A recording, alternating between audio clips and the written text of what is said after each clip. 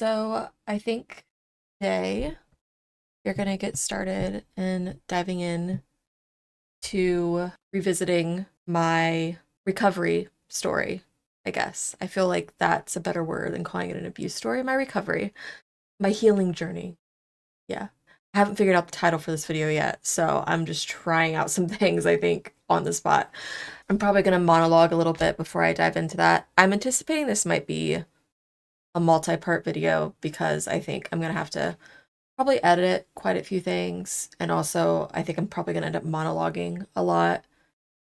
It's gonna be jarring, I think, for me to see two different versions of myself, especially because something I've really come to understand through my process after getting my DID diagnosis. I've understood why I have such a hard time recognizing my past selves, because when you develop the type of brain that you have when you have dissociative identity disorder, um, your brain naturally compartmentalizes parts of yourself. It just happens subconsciously, unintentionally, whereas everybody grows over their life. We all experience things in every moment and every day, um, where we change over time, where we become something better or worse than what we were before as we learn how to function as humans and embracing all those experiences and all those memories. But with DID, everything is very compartmentalized. So sometimes those experiences don't always add up into one big picture. Um, I think I've described it to my therapist as like, it's like if everyone's experience, life story, if everyone's life story was a book, my book would have chapters. It wouldn't be linear, for one. It would have chapters missing, chapters in out of order, and then it would also be different versions of myself with different names, like alters throughout my life, separated from each other. There'd be memory blocks in between different parts of my life. Certain I have certain times of my life that I don't remember at all. I've had people come up to me who knew me from a time, whether it be middle school or especially during like my time middle school and earlier, that I have no recollection of. I don't know who they are. Um, so it's just I think that's why it's really hard for me to sometimes look at past videos of me and see myself in them as I grow as a human being, because I genuinely feel myself becoming something else, another alter basically, as I grow as a human. And it's just not something I have any control over. It's a little frightening, but I've come to recognize and to appreciate and try to sort of love all these pieces of myself and the journey that I'm on, because hating it has gotten me nowhere, nowhere good. Um, so learning how to appreciate every piece that has gotten me to where I am now, I think has helped me with that acceptance and being okay with being the type of human that I am. And yeah, I anticipate that I'm going to be dissociating a lot during this video and rambling a lot, and nothing's going to be organized, and so that's going to be a thing. Um I also thought maybe before I dive into this, I'd bring up, I posted a picture a few weeks ago about a letter that I wrote in my book that I was going to send my familial abuser, um, which is the parent who was involved, brought a person into my life that was um,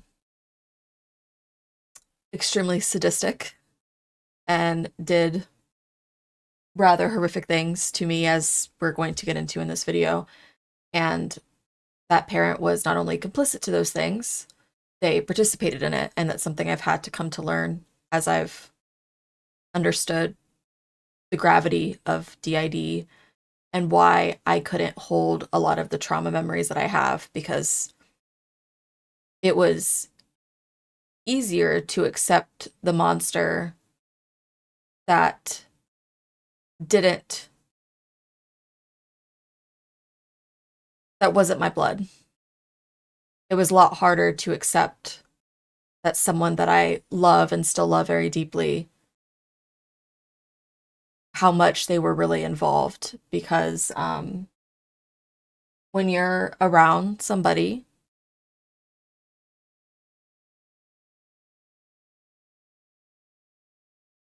when you're around a person that so easily dehumanizes a child and those around them, especially when there's drugs involved and everything else, people can become sheep and they become the person that they're around. And I didn't think I was already going to be getting teary-eyed. Okay, we can stop that. That's gross. Let's stop. We're not crying yet. Hello? No, no, no, no. We're not doing that yet. I'm not ready yet. We're not doing that yet. No. Uh, what was I saying? Yeah, anyways, that can be hard to accept and to grasp. I'm gonna move on before I cry. Actually, I was gonna read the letter that I wrote in case you guys didn't see it, but oh, I've held on to this. I'm going to send it to them. We're not like, here's the thing. I didn't go no contact with this parent, but it was like so easy. It was so easy to just take myself out of their life because they just never really tried to really be a part of mine. I think superficially they like to think that they are. I mean, they have my name tattooed on their arm because, nothing says parent of the year like getting your kid's name tattooed on you. But they're just, I think, just very conflicted about the way that they contradict themselves so many times whenever we've tried to reach this topic of conversation, where it goes, I did the best that I could, to I'll never be able to forgive myself, to, getting drunk and breaking down. Like it's never said what happened. And then there's a denial, and then it's just back and forth all the time because they're in so much pain about it. And that's why it was so hard for me for so long to be able to heal and address my own trauma with it, because I think I was instinctually wanting to protect them from the guilt that I knew that they carried from it.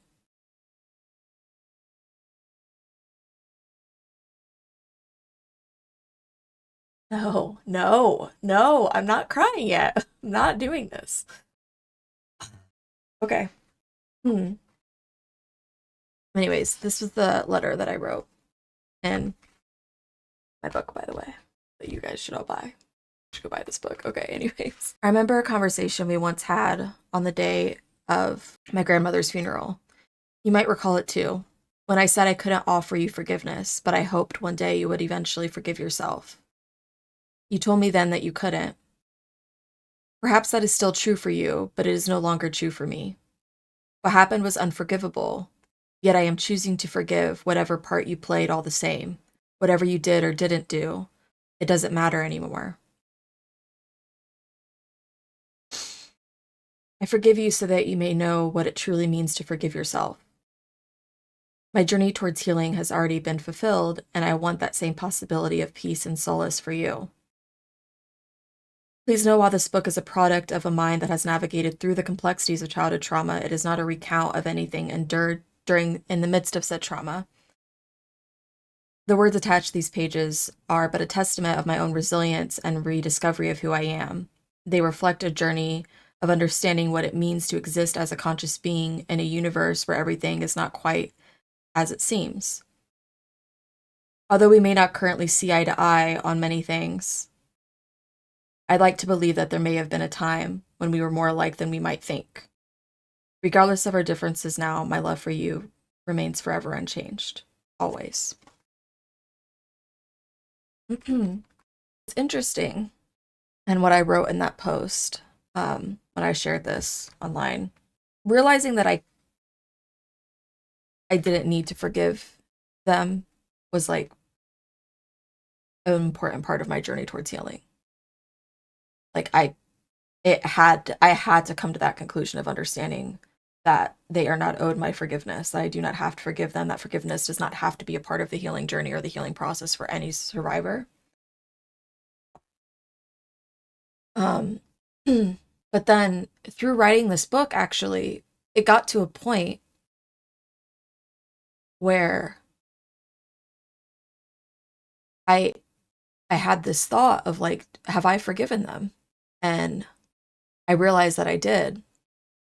And then I had to sort of grapple with, do I want to let them know? Because I know that they're not owed that. I don't owe them that at all.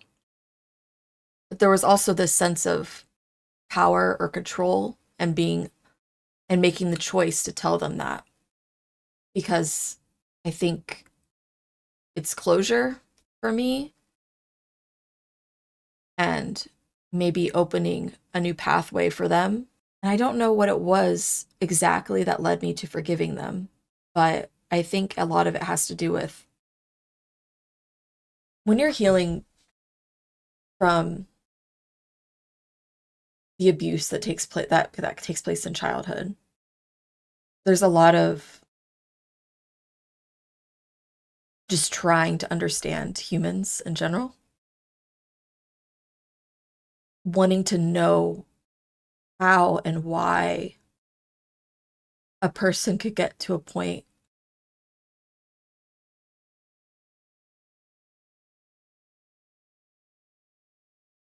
that they could do those things, allow such horrific things to happen to a child, to their own child. And I feel like as I was going through this journey writing this book and rediscovering my alters and how they view the world and their universe that's sort of inside my inner world, my mind, it was like I saw all these pathways, all these lifelines, these re-experiences of alters, versions of myself that are sort of frozen in time, different lives that could have happened. And it's kind of an understanding of intergenerational trauma and just thinking about how different things could have been if just a few things just happened a little differently. Fuck. Ew, ew, ew, no.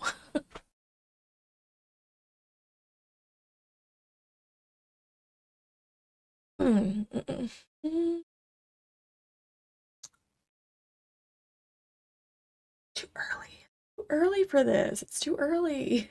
I just started recording this video. Ah. I think in that understanding and in those like sort of visions that I was seeing in my mind about how differently things could have played out, I didn't feel that anger anymore. I just felt sorrow. I felt grief and a loss for what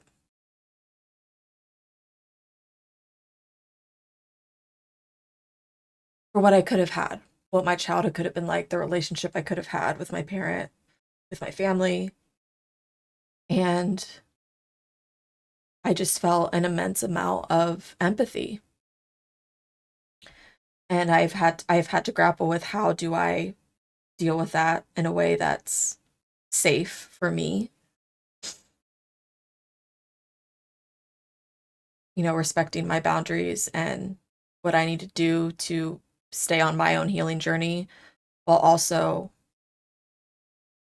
giving a little bit of that peace of mind to someone who maybe doesn't necessarily deserve it. But what do I mean? There are so many points at so many of our at so many different parts of our lives where we don't deserve something, and I don't think that's what forgiveness is really for. It's not about deserving it. It's about, for me, it was about just taking control over how I feel about a situation and what I'm going to choose to do with the pain that I went through. And what I'm choosing to do with that is creating something new out of it, changing it into something loving and better than what I've been in my past and the suffering that I've been putting myself through and re-traumatizing myself repeatedly. Um, I'm ready to sort of let go of a lot of that.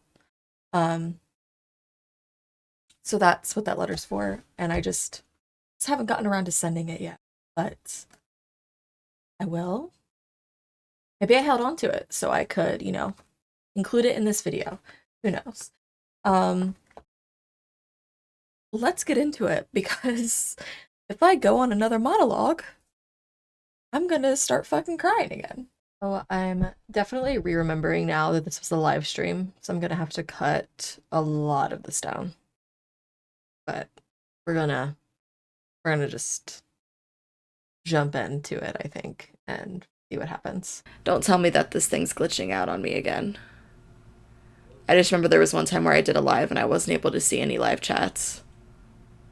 I'm just really jarred by how dark my hair was. It was so You know dark. what? I can probably check on that, but You know what's crazy? I didn't even, in order to get it light like this again, I never even, bleached it or anything. I just started, I think, dyeing it, lighter black colors, blacks mixed with, brown, and then it was, blacks mixed with, reds. And then eventually I was like, let's try a lighter red. And then it started going more like this, which fades pretty quickly, but it's still red. So it's just, my hair's so dark. What were we thinking? Why are we so... I look so different. It's just weird. Looking at me. Also, I have my, just in case you guys see me doing this, I have these, scented oils here. It helps me get grounded, and just in case, I don't anticipate this happening, but if I do dissociate, badly while I'm recording a video, sometimes I can start hyperventilating a little bit, or I dissociate to a point where I can't feel my body. So smelling something that has a strong scent to it helps ground me, because I can dissociate to a point where I literally feel like I'm not breathing. I know logically my breath is going in and out, but I can't feel my breath because I can't feel my body. So yeah, if you catch me doing that, it's probably just me trying to ground myself. It's also why I have this. This is actually, it's been really helpful for me. It's a tool for breathing for people that have high anxiety or hyperventilate, which I've always been prone to panic attacks, but ever since I've gotten more into understanding my DID system and gotten more into meditating and have gotten more clear communication with my alters, I tend to slip into panicking very quickly when I start dissociating, just because it's a very surreal experience. Uh, it's the closest thing to a supernatural experience that I think I've ever, I don't know how, if you've never experienced it, it feels like you are being possessed. It can be terrifying. Obviously that's not what's happening, but that's what it feels like. I feel like I'm slipping outside of my body, I'm literally about to disappear. Sometimes I'll feel like I'm sinking into darkness, and it's just it's a really terrifying experience. It can be really hard to cope with. So yeah, it can trigger a lot of anxiety symptoms for me, and I go into a panic attack mode, which my panic attacks apparently are really intense, and they cause me to have almost akin to seizure episodes where I will just pass out. So dissociative seizures, I guess, which is a rare symptom of DID, but it does happen. So yeah, that's my life. Hopefully that doesn't happen on camera. That would knock on wood, not just jinx myself, please tell me. Great. I said this in the description, but it's something I always like to add whenever I talk about, in private conversations I've had when I talk about my abuse. I in no way think that anyone's abuse stories should be comparative.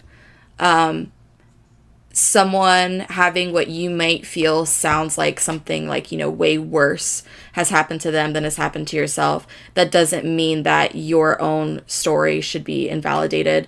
And I believe I said in my description, I think how I worded it was, some perpetrators may never lay a finger on you and you could still be a survivor. So I just want to make sure that that's clear. But yeah, I think this would be a good way for, I guess, maybe you guys to know a little bit more about me. And, well, I don't plan on really censoring anything in this video.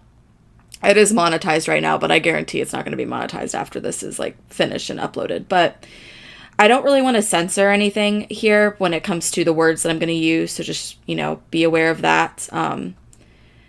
I think my reasoning for that is it's my abuse. I'm not going to censor my own abuse, if that makes sense. And I think sometimes maybe we need to be more raw and honest about what's going on. And not that that's an obligation for any survivor, but just for myself, the reason I guess, want to be raw and honest about everything is because while I don't want it, obviously abuse shouldn't be normalized, but survivor stories should be. And us being able to speak out and talk about it without feeling like we can't be really upfront and honest about what happened and what we went through, I think is just another way of, the misplaced guilt that we carry for thinking that we need to protect people from our own abuse in that way. I've spent a long time protecting so many people that were involved in my story that I'm just kind of over that mentality. I feel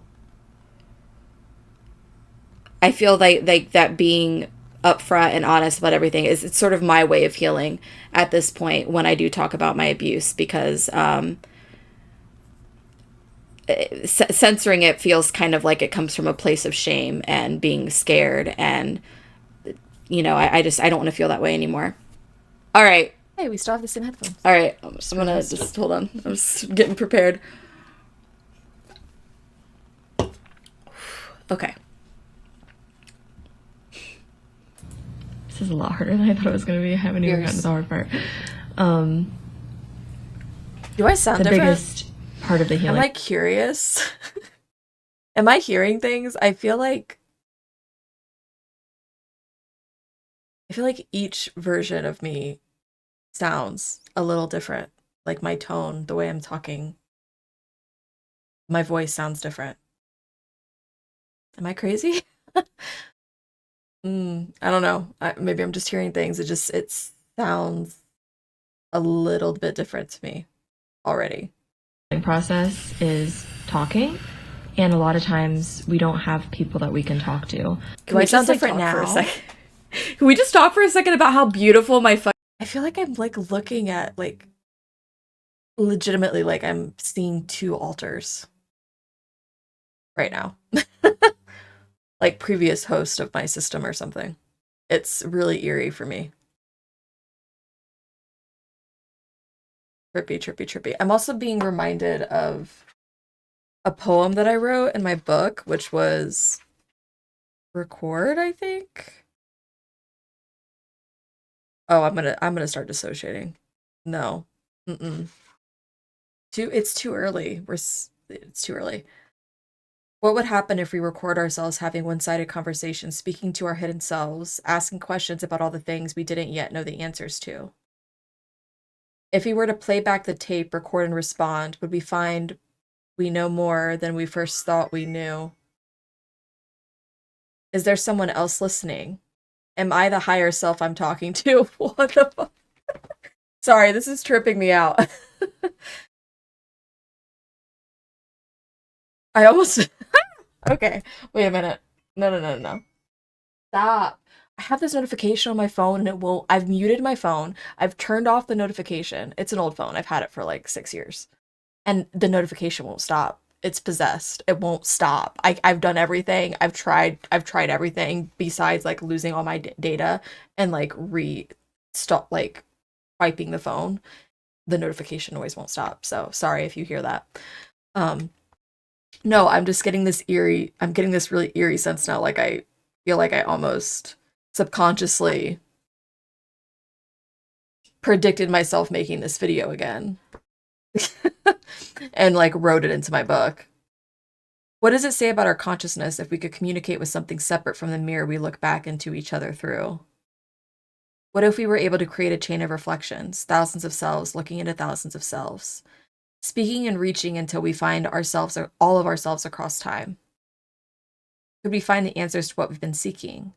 Would we eventually start conversing before even realizing? Is that what we've been doing all along? Is that how we became so divided in the first place? Is that how this me became you? Not the you in my head, but the you reading this now, in a body that is not my own, according to everything we understand about what it means to be human. Fully. If I paused as if the other me was speaking in between each spoken thought, as if I was talking to another human entity, could we unlock the key to breaking the shared delusion? Is record, rewind, play really the cheat code to altering this dream masquerading as physical reality? I'm gonna have to reread this and rewatch this video back and rethink about that later before I completely dissociate. Fucking Harris. I don't regret cutting it because honestly, like, this is so much easier to manage, but I kind of regret cutting it now because that actually looks really pretty. It was so pretty though, wasn't it? Grow it down like that. Look how pretty it looks. You know, unless you're seeing a therapist, which is something that I've recently started doing for the first time ever for this issue, because I always kind of thought, I got it in my head that it was like weakness to seek help, which isn't true. And if anyone else had told me that they'd gone through something like this, I would have told them that they should go seek help and that there is nothing wrong with that. But it's different when it's you. It feels... It's weird. I'm just looking at the chat. Weird. It was very long. No, I'm weirded out. I don't know so if yeah, I can that do was this. the first reason why I'm making this video. And the second reason is more selfish. Or maybe that's just my misplaced guilt talking or my depression. I don't know.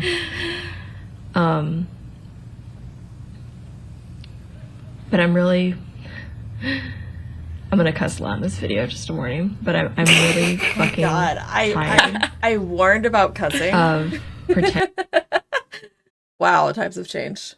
I keep a warning about cursing in a video. Pretending Cute. that what happened to me doesn't still affect me when it comes to my family. And that's the biggest thing when surviving. Just for some more context, I didn't realize it'll actually be 3 years in August that I recorded this video because I looked at the details. Yeah, so I don't think I said that when I started recording this, although I said it in a previous video, but the video I'm reacting to in this video was from 3 years before. And then this video that I'm reacting to now, how do I put this in words? It's like confusing. Was from 3 years ago. So this video that I'm reacting to right now is 3 years old. The video that video was reacting to was 3 years ago. So this is 6 years later from the first video. You get it. Okay. So I don't even know if I was an atheist yet in this video, because I became an atheist in the past few years, fairly recently. And I remember it was after I started receiving, because now I'm not. Well, no, not full circle, because now I'm like idealism, which is like way off the, like, I didn't even think I had no idea what idealism was in either one of these videos. So, but just a weird transitional path, I think. Wait, hold on. I need to play that back. Considering it hadn't even crossed my mind. I don't even know if I was an atheist yet in this video, because I became an atheist in the past few years, fairly recently. And I remember it was after I started receiving mental health treatment, and sort the of irony out of here, the really bad depressive fog that I was in for years. And I disassociated a lot for that time, long periods of time. And just, I don't have a lot of memories of that time when I got really depressed. So yeah, I don't even think I was an atheist yet when I made this, so I don't know if that's going to be referenced at all here. I also was not even considering, it hadn't even crossed my mind that I had ADHD or that I was neurodivergent. So I had no idea about any of that either. Mm-hmm. So just some context. So I don't know, what language or how I'm going to be speaking here about things because there was a lot of stuff about my mental health that I had no idea about yet. when Oh, going through what I you went sweet through. summer child.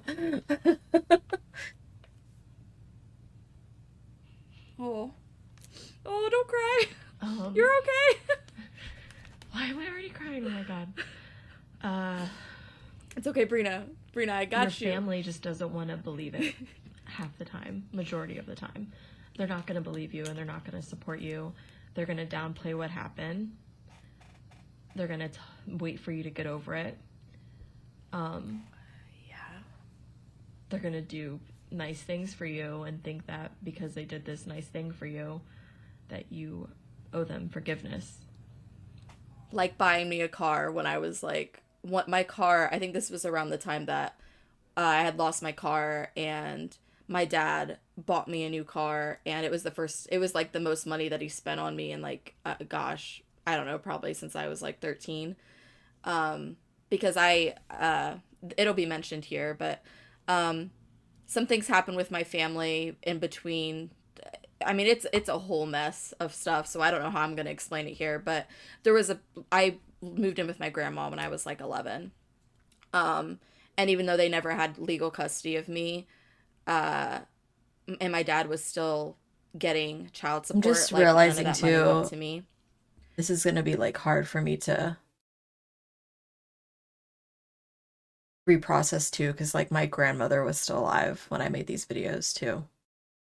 So I'm not sure how I'm gonna respond to like hearing some, but we'll see.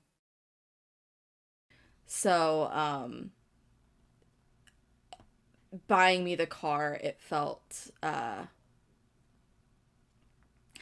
it was kind of one of those like bittersweet moments where I was like grateful for the car, but I don't like feeling indebted to people, let's just say that. And I especially don't like feeling indebted to somebody who hurt me so bad at the time and I mean in the past, and I was still struggling with a lot of those feelings, as you'll see in this video, in a much different place now. But when it comes to I was Yeah, I'm sensing that like the first video I made, I think I had a lot of, I was struggling being okay with coming to that understanding that I didn't need to forgive them for everything.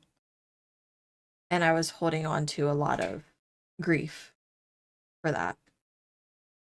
A lot of their guilt. I think I was carrying their guilt for what happened to me, which is like hard to conceptualize. Like when you go through something so horrific and then you're literally carrying the weight of the guilt of the person that did all of these horrible things to you, like inconceivable violence. That's it, more so than I think I even realized at the time. Like I don't even think there was a part of me I think that knew, but I just couldn't conceptualize it. I refused to rose-colored glasses and all. But and then this version of myself, the black hair, black lipstick version, I think is more angry. I got caught up and rightfully, I mean understandably, when you're trying to heal and trying to understand, when it really hit me when I really allowed myself to understand how horrible it was, I think I got stuck there for a while where I was just really angry. And it's hard to find a way to move past that. I mean, understandably so. Like it's hard to when it really hits you after so many years that so many people just turned the other way and just allowed these things to happen for so long that just impact my whole life. It was just really hard for me to not let that anger consume me. Um because I hadn't allowed myself to process it for my whole life. So obviously when that anger finally hit, when I allowed myself to feel it, to finally be angry, it was all I felt, you know. It was all I could feel, you know. It's a part of the journey, I think, and it's, again, I think, what I had to go through to get to where I'm at now. Was not capable of really setting boundaries yet at this point in my life. And they're going to treat you like you don't have a right to be angry. And the biggest thing for me trying to heal is that I'm so fucking angry. Oh, no. No. Okay, I'm actually getting a little teary right now. Oh my god, I have not even like told my story yet and I'm crying. I did not think it was going to happen that fast. Okay. I also feel like I'm just recognizing that I'm kind of, I don't think I'm really allowing myself to feel what's being said in the first video, just because I can see how kind of cut off I am, and the way that I'm sort of trying to laugh it off. And I think I got stuck in a defensive mode about it, and I think I had a hard time allowing myself to really be vulnerable about these things, which I still do. Like, we all have trouble with that, but it's in a way that I'm seeing that just sort of is making me kind of sad. I can see that I'm having trouble sitting with it. And it might just be because this is a live stream. I think that's why it's probably like reacting a little bit harder. Like, I'm having a harder time allowing myself to like really sit in the moment and hear my story. Because I'm aware that people are watching me, so that could be the case here. I'm at a point in my life, finally, at 26, where I can 26. Baby stand Brina up for myself and say, how old was I here? 26. Wait, was that really 6 years? That has to be, wait, no, it was 6 years ago. No, 26. I'm okay. Oh my gosh, I feel so young. say, Wow. I don't have to be okay with this, and I don't have to keep people in my life. You know, I mean, it's so hard because I don't want to hate anybody. Like, I still love my family. And I'm saying my family as a general term because I don't want to call out anyone in particular yet. But I still love them, but I just can't let them be in my life the way that they were and heal from what happened, because going to therapy has been like just This first video was probably the start of where I started really pulling away from my family, and I stopped going to like holidays and stuff. So I wasn't appearing. And again, it was pretty easy to just stop showing up because nobody really tried to get me to go. Nobody came to see me. So what can they really say about me not going to see them? Because nobody was making an effort to see me anyway. So like, in the 10 years that I've lived in the city that I'm at now, my parent that I lived with, you know, before I moved in with my grandma, they tried and successfully saw me one time, and that was the only time they ever tried to see me. So it wasn't like it was an effort was made to cut them off. It was just easy to, because I think it's difficult to be around me because I'm a reminder of everything that they failed to love and protect. I think I'm a reminder of what they're capable of. the abuse I went through had a big impact on how I dealt with things in my life. It was really hard with my sexuality, which, surprise family, I'm bisexual. You don't know that. I guess this is a coming out video too. I wasn't out yet. About being Poor baby bisexual Brina. for a really long. Well, they do know now. I think they knew in this video too. But also, I love how I keep talking. I wonder if when I made this video, if I was almost intending on like my family seeing it, you know. I don't know, because I held on to it for 3 years. It never went public. This is sort of like a outlet for me, and I wasn't sure what I was going to do with it when I first recorded that video. I'm not really in contact with anybody. Like, they know that I've written a book. I've shared it with them.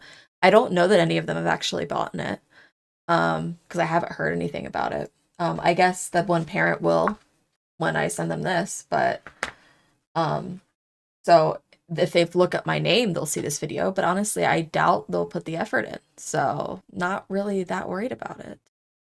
Baby Time. I Brina. knew it, and a couple of my friends knew that I felt certain ways, but I was This would have been just extremely around the time that hesitant I realized that then. to ever Or talk about it, I was and more you will open figure about out it why anyways. soon. And I definitely was yeah. never going to come out to my family, at least not growing up. I couldn't. I'm out to my family now, by the way. And I would like to make But, a series of videos about that too, because being it bisexual and not didn't really being go able to over come very out well until you're 26 years old really fucking sucks. I mean, any sexuality and then coming out later in adulthood, it's really hard. Yeah, I'm sure I'm going to talk about it in this video, but it was extremely difficult for me too, I think, because the sexual abuse I went through was from the hands of a woman. Um, and the parent was involved too, but mostly I related it to her. And I think it was really hard for me to accept because I felt like there was some part of me that was attracted to my abuse. And that was just really, it's just really hard to like, when you realize that you're queer and you've been abused, it's hard to come to terms with that because you get fed all of this bullshit, especially through the church, about why people are queer, absent mother figures, absent father figures, sexual abuse, all like, and it just it really fucked with my head for a long time. And on top of that, I don't think I talk about it in this video because I don't know if I had ever admitted it yet in this video, even to like my therapist, let alone to like my spouse or anything. But I think I'd talk about how I started um, masturbating at a young age, which is common for abuse survivors, because I was in so much pain for so long. I was experiencing so much physical pain for so long.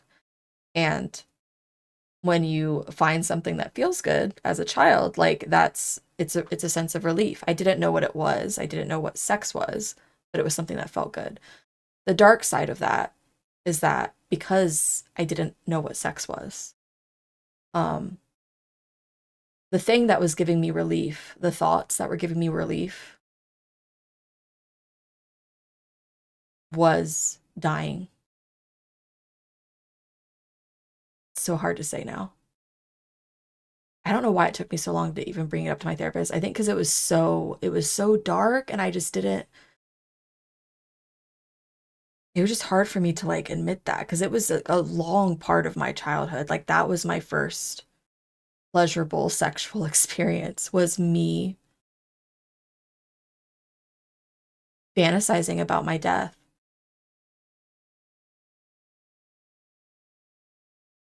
as like a 6-year-old. And just like thinking about that now, like how much pain I was in as a child, that was what felt good. You know, I had like coming to terms with like understanding why it was that felt good, because to me that was the only escape. I didn't understand in my mind at the time. When you're a child, you don't really understand death, but you that was the only thing that felt, I think, like a freedom, like a way of not being where I was and experiencing what I was experiencing. So I became sort of really attached and obsessed with this idea of dying. And that's what felt good. And I think I was just fantasizing about eventually my abuser just killing me.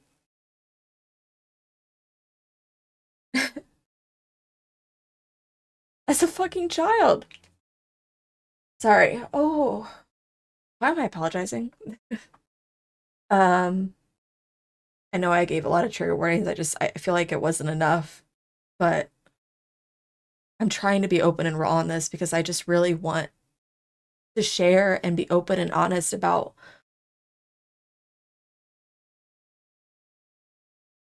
how abuse affects the brain and why disorders like DID exist.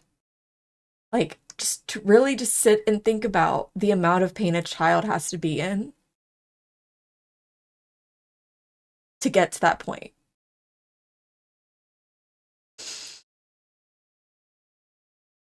And the fact that I felt so much shame about that for so long that I couldn't admit it until like I think it was only maybe like a couple years ago that I was able to talk about that with my therapist, like maybe 2 years ago. I think it was after my grandma died. Um, like I knew I talked about masturbating at a young age because of the abuse, but I didn't talk about what it was about for me and the impact it had on me and my sexual experiences. You know, what I was fantasizing about. It's just it's so fucked up and so dark. I mean, is it any wonder? Is it any wonder? Like I'm just I should have been less surprised, I think, when I got my DID diagnosis. Probably. But it's hard to not be shocked because when you experience it and you realize it and you start meeting your alters, it is such a surreal experience. And you just feel like you're going into a psychosis because when you haven't experienced it for yourself, it will make you question your entire fucking reality. Everything you know about what it means to be a conscious being, to be a human being, to exist will be thrown into question. At least that was my experience. That's how I felt about it. So it wasn't, it was easier for me to accept it as like a concept for other people, a lot harder for me to accept it as a reality for me and for myself. And it also feels pointless when you're in a serious relationship with a committed partnership with somebody of the opposite sex. So coming out now feels like I'm not supposed to, or I'm not allowed to, or something, which is just my Little did internalized past biphobia Brina that I know haven't been able that to get over yet. current Brina would have gone out on dates with people other than my current partner. Okay. I should probably just get to my story. I think I'm stalling. Ethical non-monogamy exists. So Brina. there's It's parts okay. of the story that I'm going to kind of skim over, and I'm not going to go into great detail. There's a lot of the story is probably it's gonna get really dark and really uncomfortable. And The fact that I haven't even jumped into it yet. Since we're on the topic of like, well, I got into the topic of suicidal ideation.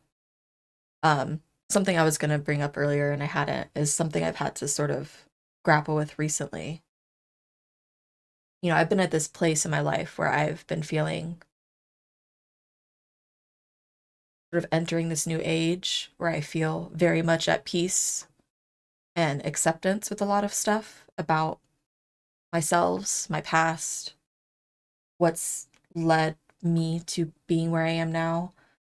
Um, but there was this sort of daunting, lingering fear kind of hanging over my head a little bit about where that could be leading to because I was thinking about the sense of purpose that I have with writing the series that I'm writing, and the next books that I'm writing, which is going to probably unfold into 3 books, um, as a part of the series for Dissociated Disorderly Divine.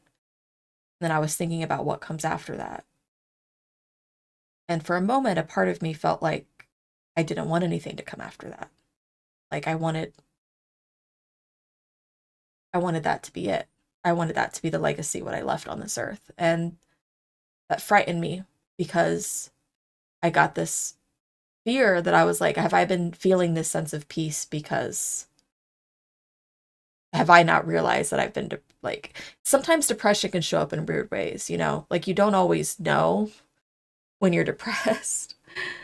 And I was there are moments for some people. I haven't experienced it. Usually for me, depression has always just been this like bleak black hole of nothingness. But you can get to a place where you feel an intense euphoria or peace when you come to a decision or when you feel like you're going to let go and sort of be free. And I had to really contemplate if that's what was happening, if I was getting to a point where I wanted to no longer be here, whether that means whatever my beliefs are, just going into oblivion, or, you know, it's hard for me to, it was hard for me to like face that part of myself. I had to really pause and confront it. Um, and it made me grateful actually that I am no longer an atheist because I did start questioning some of what my altar's beliefs are, which is that there isn't really an escape and that it can feel like an escape, but what some of my alters believe happens is that you actually just repeat your whole life over. And I was like, I don't want to fucking restart all of that. I don't want to go through all of this again just to end up back here. And that I'm kind of like, well, maybe that's a part of what will help me not remind me that life is a journey and that the hard thing is staying and seeing what happens next. So it made me kind of grateful that I am getting all these different perspectives and hearing all these different viewpoints for how my alters view the world. Because if I was still just a hard atheist and I didn't believe in an afterlife, I think I would be a lot more danger to myself. So I was grateful for that actually. And before anyone gets overly concerned, I have a good support system. I'm talking about it because I have a support system. Being open and honest about it is how you prevent things like this from festering and from things happening um seemingly out of nowhere, you know.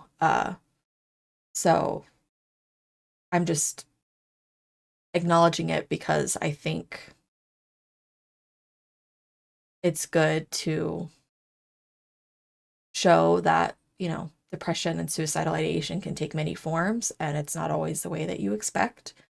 And healing is not linear. It's a whole journey and a whole process. And, you know,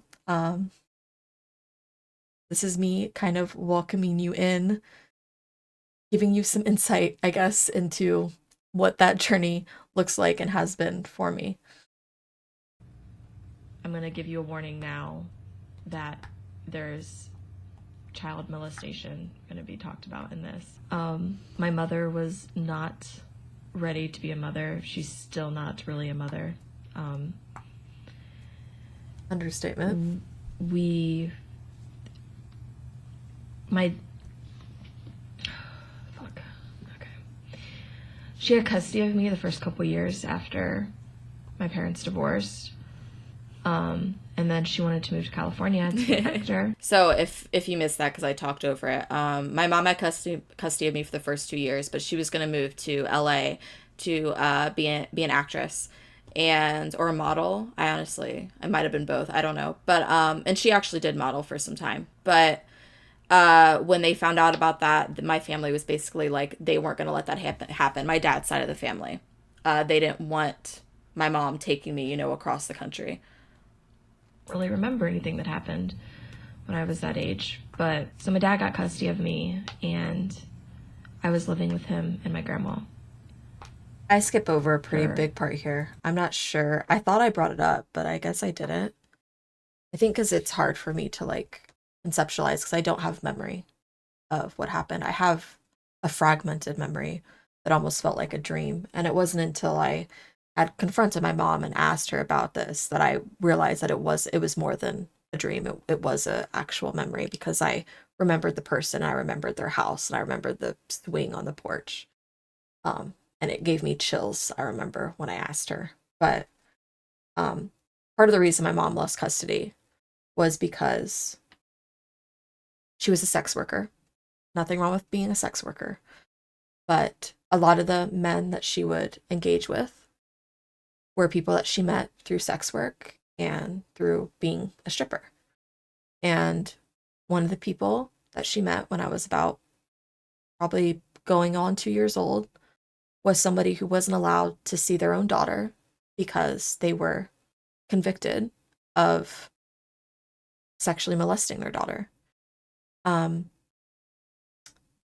and my mom got involved with this person and allowed them to babysit me. They also were financially like compensating her, like buying her a lot of stuff, things like that. So like my mom has a very childlike mindset, you know. I don't know if she fully understands what she did, like what was happening, but I understand now as an adult where I am. I've worked through it in the way that of like understanding she basically like,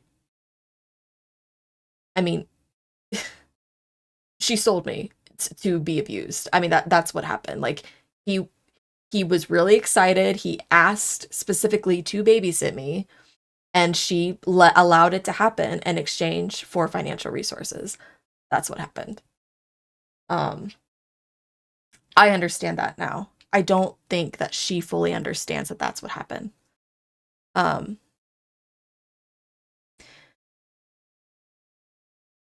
Again, I don't have memory of the actual abuse. I just have memory of bits of the house and the man and being given candy, which is pretty stereotypical, but it is what it is. And I'm going to end that there because I don't want to get into any more details about that. And then my grandma moved out and my dad got a girlfriend.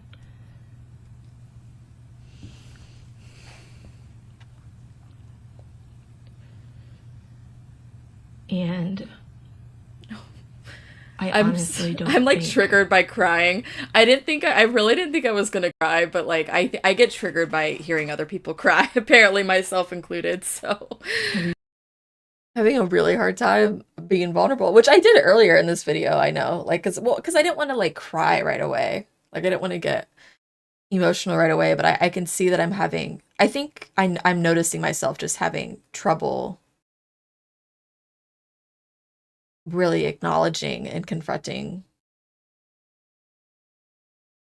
what I went through, I think. Because I just seem to be a little bit more closed off from it. Like, I'm not open to allow myself to experience it emotionally, allow myself to let those emotions in. And I think I'm being triggered by it watching this video, seeing it now, like this past Brina is anyways. At least I hope I never have the displeasure of meeting anybody as fucking evil as this person was. I also want to add, I think I just said the first time that I remember something happening. You know,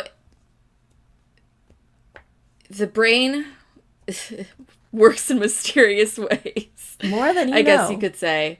I remember some pretty horrible things, but considering this abuse took place over like 5 to 6 year time span, there's also probably a lot of things that I don't remember.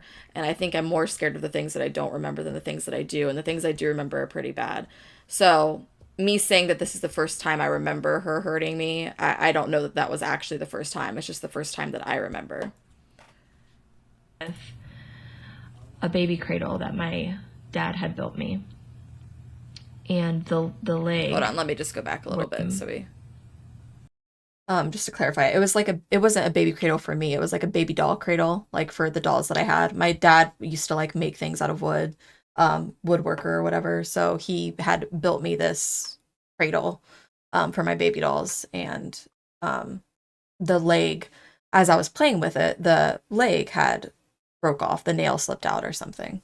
That something happened. I was playing with a baby cradle that my dad had built me, where it was like rocking the leg, like the screw was loose and it fell off. And back then I was a pretty happy kid, despite having some issues, like with, you know, my parents not.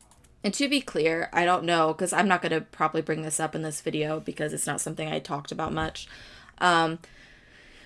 When my family got custody of me, my dad's side of the family, when my dad got custody of me, it was actually because my grandma, my dad's mom, hired a private investigator.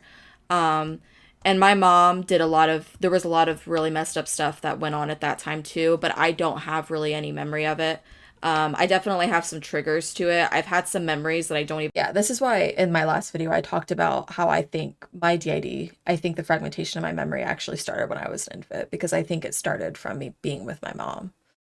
Um, but yeah. Even know. I don't know if they're actual memories, but um, basically the biggest reason my mom lost custody of me is because she had me at somebody's house babysitting me who was not allowed to be around kids because he was a child molester.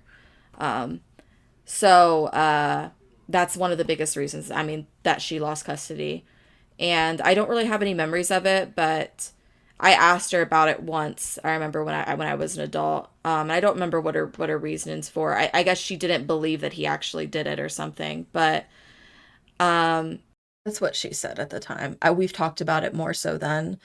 And beyond that, that's when I sort of came to understand that he was also, she had a relationship with him and he was financially like supporting her and buying her things. And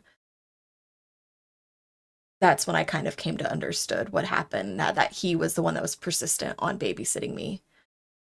And that's when I worked through what had actually happened. And again, I don't know that she sees it that way, because talking to my mom, it's like talking to like almost like a 13-year-old. She just doesn't have, she doesn't have an adult mindset, you know? Um, so I just remember I asked because I had a memory that I didn't know if it was real, and I asked her if he had a swing on the porch, and she said yeah, and then I asked her, I was like, did he used to give me candy? And she said yeah, and I don't know why my body had this response, but my heart stopped, and yeah, I had a pretty bad panic attack, and I can't even really explain it because I literally remember all the like hairs on my arm just going up, like straight up. Like it was, it might be like one of the first recollections I have of having a dissociative experience, not knowing what it was at the time. But I remember feeling out of my body. Like I was having this sudden awareness. I didn't fully understand what I was remembering, what I knew, but I just had this daunting feeling of knowledge that something really bad had happened. really remember. I just have like flashes of that time. I was very young. Like we're talking like I would have been like 2 years old. So um yeah, so I was definitely already had some issues and trauma going on. It's just more repressed trauma, I think, because of the age that I don't really have a lot of like fully functioning memories of it. being together and stuff like that. I mean, to me, it was kind of normal. So I was a pretty happy kid. I didn't lie. I didn't really throw tantrums because I never had a reason to. I was never afraid of, if I did something wrong or something I was happened, never like I had an afraid when I accident, was I was living going with to my tell someone. grandmother. Like, because when my dad got custody of me, I was with my dad and my grandma for a long time. Like, my dad, I think he was still doing a lot of stuff he shouldn't have been doing, because I know he got involved with drugs and cocaine at a young age. But I was mostly, my grandma was mostly taking care of me at that time, and she was raising me. So this transition between her moving out and then this woman coming in, it completely changed the dynamic, and it completely changed me and how I perceived my own safety, because I was no longer safe. Someone. So, of course, I went to go tell her when she was there, my dad's girlfriend. And I remember she got really angry, and it was the first time that I remember her being really angry, and I was really scared. Like a switch flipped, and all of a sudden she was asking me if I wanted to make brownies. Like, it was the most bizarre thing, and I was Okay, so if people didn't catch what I was saying there because I paused and was talking, basically the leg to the baby cradle that I was playing with broke, and when I went to go tell her, she got really mad. Like I remember just terrifyingly mad, screaming and yelling at me. And then I remember all of a sudden a switch flipping, and suddenly she was like, "Hey, you want to go make brownies?" And I was like, so confuddled and confused. She did this a lot. This is sort of like the game that she kind of played. It was like being just whiplash constantly with my emotions. Like, I'm going to make you feel terrified. Like, I think it was fun for her. Like, I was like this animal that she could sort of play with to sort of see how I would react. So she would make me feel really terrified and scared, and then all of a sudden, let me let me rear you in and make you feel safe again. Like, it was fun to do this. Like, I was this toy that she was just sort of playing with to see what would happen. I genuinely think that she was a sociopath. I don't My experiences of it looking back as a child, I mean, just the things that I went through and what she put me through, I don't know how else to understand it other than the fact that there was something not there was something inhuman in the way that she engaged with me. Like, there was no empathy there. Um Confused, by this. Like, obviously, like, I was so young. I mean, I was 4 or 5 years old, and I'm like being just ping ponged back and forth between these emotions. I didn't even know how to emotionally deal with that type of confusion. Um, I also want to mention the reason I know I'm able to pinpoint how old I was during some of these instances is because we moved around a lot. There was, let me see, one, I believe over this 6 year time span, there was like 4 different places that we lived in. So that's kind of how I'm able to keep track of like how old I was when what happened. Just kind of like, and this is kind of a the start of just how the relationship with her went throughout the years, because she would do something really fucked up and then she would reel me back in with like going out to buy me ice cream or smoothie or let's go do this. Love bombing, And I've learned it now. was like her way of manipulating me or something, or brainwashing me, or making me crave her. I actually think it's a little different now, like what I just described. I think it was more sadistic than that. I think it was fun for her to just sort of I think it was fun for her to re-experience getting me having that terror. I think it was fun for her to make me feel safe and then getting to re-experience me feeling terrified again. So I think that's the game that she would play. I think that's why she would constantly whiplash me with all of these different like emotions really quickly, because I think that was a part of like I think she got off on it. Also, When just she making me was think I this was fucking terrible crazy. person, Because literally, it just made me feel crazy as a kid. Like, making me feel like I needed to earn it, like I was oh, doing something wait, hold wrong on. if something, or brainwashing me, or making me crave her love when she was this terrible person, making me feel like I needed to earn it, like I was doing something wrong if when she, like it was my fault for the things that she did.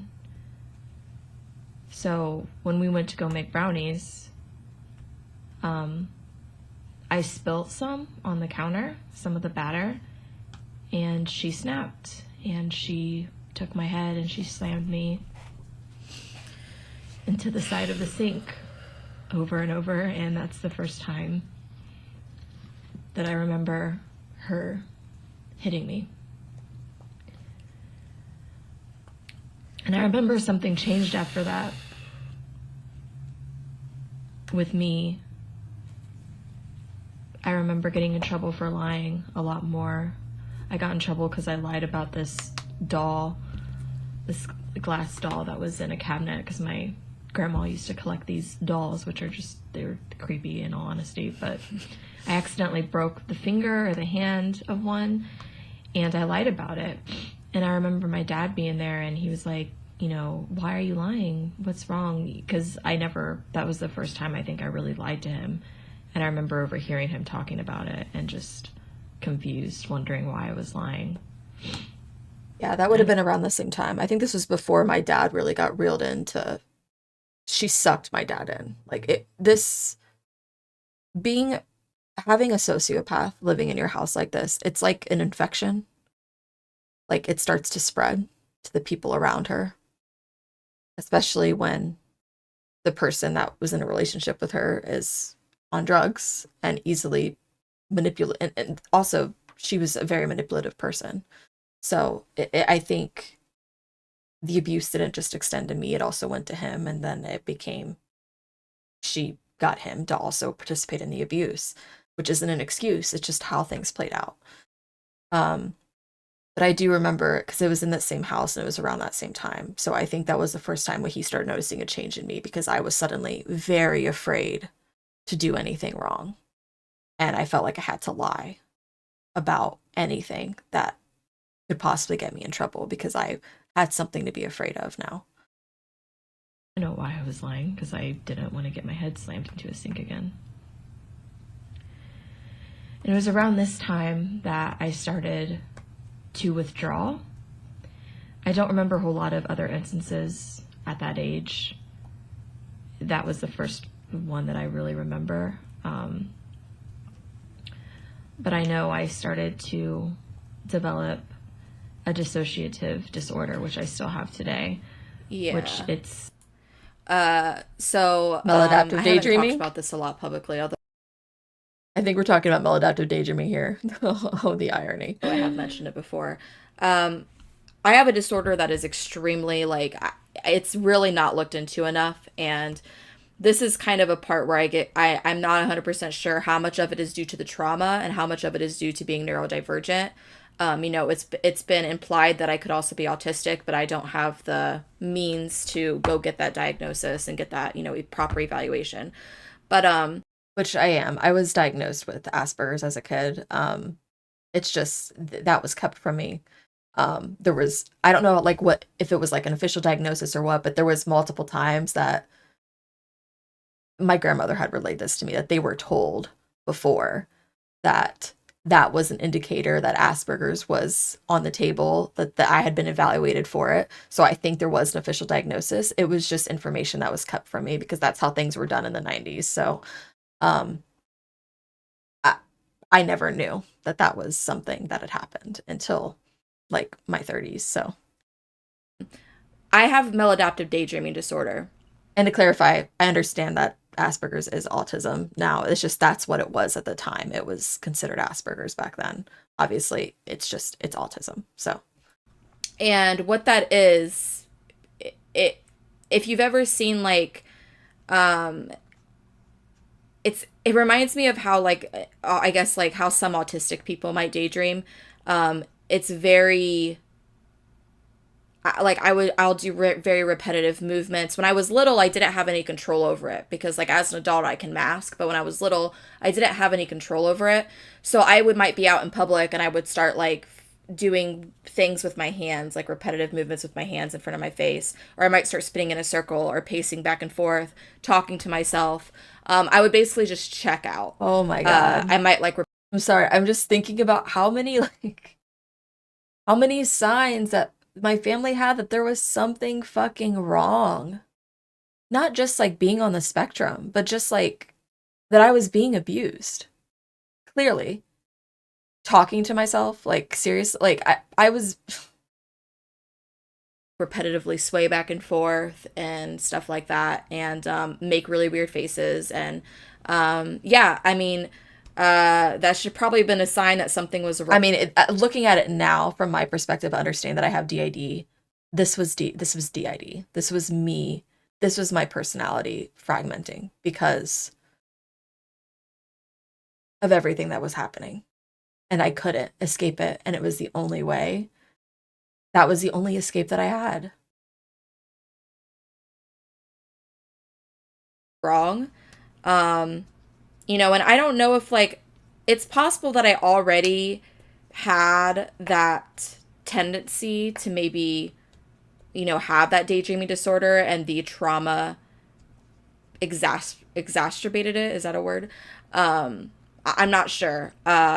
But it's something that I still deal with a lot today.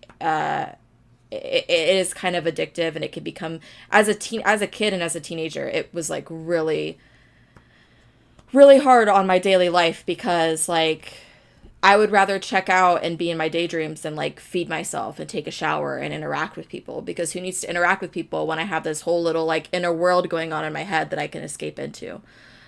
How did we not know that we had DID? Oh my God, Yeah, Sabrina.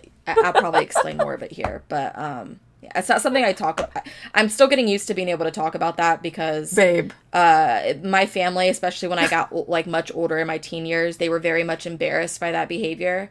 Um, you know, like in order to discourage me from doing it, I was often called words like retarded and stuff and how I looked really stupid. And like that was like my dad's way of like trying to get me to stop. Which is so like now I can see how like, you know, fucking ableist and horrible that was, but yeah, so there's just been a lot of shame dealing with that growing up. My partner is actually the first person who I was really able to open up to about it, Because I had to, because it because got to a point we where were I going to couldn't move hide in it anymore. We together. moved in So, together, so you know, oh, it's one of my quirks. Not coined yet as a psychiatric disorder, but they are trying to get it to be because it's extremely rare. It's called maladaptive daydreaming disorder. And it's basically where you have extremely vivid daydreams with like a repetitive I like that movement. one. For me, when I was younger, it was my hands. I would move my hands in front of my face and make weird faces and like just completely not be on this like Plane of I would not be in the existence. real world. And I knew my daydreams from reality, but I Oh, that's another thing I should say. As an adult, I do know, I completely know I can differentiate my daydreams from reality, like obviously easily. But as a kid, I just don't think my brain fully developed there yet. So there were some instances where I had trouble getting out of my daydream world and coming back into the real world, like adjusting back Oh my into being God. like it just into reality, and that would obviously be concerning sometimes. The fact that like I had spoken about this so many times, like to like my therapist too at the time, like it's so interesting to me because I'm just looking at this now and I'm like, DID, this was DID. That's why as a kid, like I couldn't, because as I got older, I started like, I think blocking a lot of it out, forgetting a lot of it. But when I was young, my alters were very real to me, which they are real now, but I forgot. Like I forgot as I got older. Oh my God. Because I would have conversations and stuff with them, and I would have this whole like world and life in my inside my head and my inner. This is. I just don't. I just think like it was a lot of like misguided education, misinformation, lack of understanding at the time, and it takes a long time to get diagnosed with these things. It's just so funny like hearing it back because I'm like, this is obvious. This is obvious what's happening right now. And the triggers for me for that, and I still have the same triggers as an adult, like TV shows, movies, reading books, things like that. I would get very into those types of things, and it would, you know, it would trigger me getting into a daydream. But I didn't have much control over it. So as a kid, I vividly remember there was a time I was watching like The Little Mermaid, and I got so into the film and so engrossed in my own head that when something was happening, I think to Ariel, and I literally jumped off my couch and was like, "We have to go help her," like something like that. And I remember, oh, Who are we talking to? I Who's don't know what. we? Who is we? Who's we have to go help her? I got so Oh much crap my. for that because obviously my family was concerned. Yeah, I had like limited time with like television and stuff. I was very like there was a lot of restrictions for me to be allowed to engage in television. Um, of course, they didn't realize when they were buying me all these books that I was also able to dissociate into books as well. But um, it just wasn't happening in front of people as it does when you watch TV. So sorry, this is just fascinating to me that how maybe I didn't know. Did I know what DID was at this time when I made this video? Did I just not know? Mm. Concerned, but not concerned enough to actually get me help. They were just concerned because it was embarrassing for them. Um, but yeah, I had a hard time adjusting that way. And unfortunately, that's been used as a way to try to, my family to try to deny some of the abuse that happened, to try to say that I somehow made it up in my head, because that makes sense. These are totally stories that I would make up in my head. But I digress. Would just get so I would just completely dissociate myself from from my life, and I would just go somewhere else in my head. And it was kind of like, it felt like a superpower for me. Like, it just felt like I could just disappear whenever I wanted to. And Disappear? Like, pretty sure that was blamed on my Switching? mom. Yeah, exactly. She You comes yeah, to an alter. it's So kind of seeing like her it's every- kind of like that. Like when you wake up from a dream and you can't, it takes you a bit to tell if the dreams like really happened or not. It's kind of like that with the daydreaming. Like I wouldn't. Jesus It would take Christ. me a bit to realize if I was, out when I was out of the daydream, and to make that adjustment. for weekend.